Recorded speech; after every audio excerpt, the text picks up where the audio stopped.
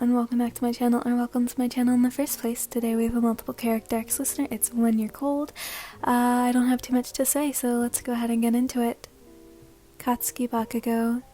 Katsuki tensed after feeling your arms go around him from behind. It's not that he minded you hugging on him, it's just he didn't expect you to do so at the moment. When he twisted slightly to give you a peek, he only saw you smiling as you nuzzled your head into his back. That sight caused him to relax and place an arm around you. "Something wrong?" he mumbled. Today, Aizawa had Class 1A take an exam outside. Unfortunately, while he was in a giant and yellow sleeping bag, you and the rest of your classmates had to withstand the harsh winds. A few of the males, such as Katsuki, weren't affected by them. "I'm freezing," he whispered. Your teeth were chattering as you hugged your bare arms. "Well, I don't know what you want me to do. Hey, listener!" Without warning, you untucked Katsuki's uniform shirt and slipped yourself underneath it. As he stood tense, you hummed and smothered yourself into his warm, bare, and muscled back. So warm," you whispered. He was flustered, but he didn't do anything to keep you from doing what you were doing. No one said anything, but there were a few glares from Denki and Kirishima. "Eijirou, Kirishima." "Wow, you are really shivered up, huh?" Eijirou teased. You rolled your eyes and then shoved his hand off your bare thigh, which was covered in goosebumps. "Not because of you, it's just cold in this damn room," you mumbled. Today you were over at Eijirou's house and you were cuddled up with him on the couch. Of course, there were moments here and there where he tried teasing you with kisses on the neck and ear. However, you were too distracted by the breeze of his bedroom to fall lustfully into that moment. "Seriously?" he asked. When you nodded, he chuckled and slid off the side of his bed before going to the closet. "It's hot in here, or maybe that's just me," he grinned. You faintly laughed as you watched him go into his closet and go through a massive pile of clothes. "What are you doing?" you asked as he looked at you. He then tossed you a pair of sweatpants. "Here, you can wear those." Without hesitation, you slid the pants on over your shorts. "Why is there a bag of mini muffins in the pockets?" "Oh, that's where they went." Hitoshi Shinso. "He looks so warm, I just want to go over there and hug him until I stop shivering." After reading that thought from you, Hitoshi chuckled and stood up from his spot on the bench. Today, all classes were in the stands and listening to a motivational speech presented by Hawks. Unfortunately, classes were separated, so you and Hitoshi couldn't sit together. "I'm coming," he mumbled to himself, as the wind blew slightly stronger. You held yourself and chattered your teeth. You were trying your best to keep focus, but it was so cold out today. When you glanced over, you saw that Hitoshi wasn't where he was before. Where did he go? "I'm right here," he whispered. When you looked behind you, Hitoshi sat at the bottom row and pulled you close to him. He hugged you tightly and even gave you a kiss on the cheek. "You were reading my thoughts, huh?" you asked. "Maybe. Aren't you glad I did, though?" You nodded as you leaned back into his warmth. "Very." Denki Kaminari. While you sat in class and listened to Aizawa mumble from a yellow book, you continued to rub your bare arms. After countless disruptions of class, Aizawa had you and Denki separated in opposite sides of the room.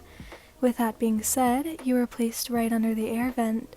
When Denki noticed you trying to warm yourself up, he smirked and started to unbutton his uniform jacket. "And that's why... Kaminari, what are you doing?" Aizawa sighed. Denki was out of his seat and he was heading towards you. Even though he was called out, all eyes on him, he continued to have a cocky grin on his face. "Being a great boyfriend and giving a listener my jacket." "Here you go," Denki said.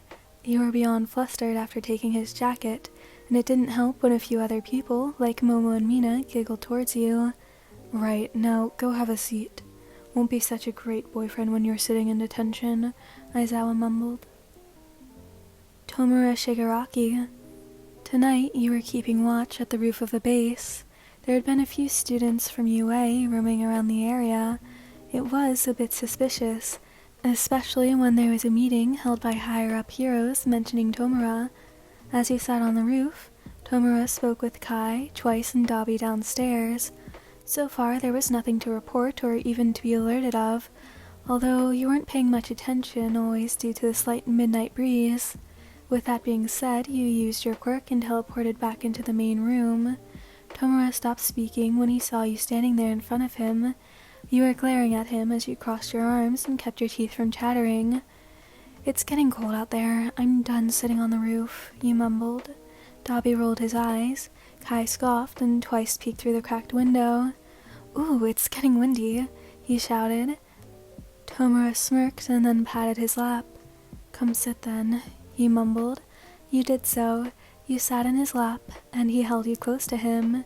You were a bit embarrassed by this, but Tomura continued with his serious meaning, while you bundled in his arms for warmth.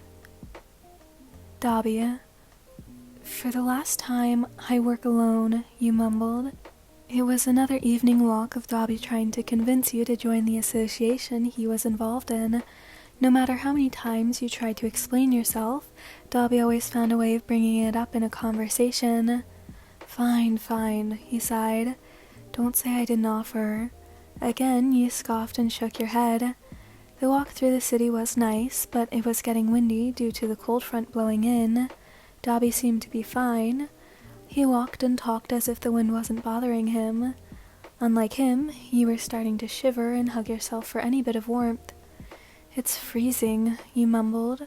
Dabi scoffed, and he was going to make a comment until he realized that you weren't over-exaggerating.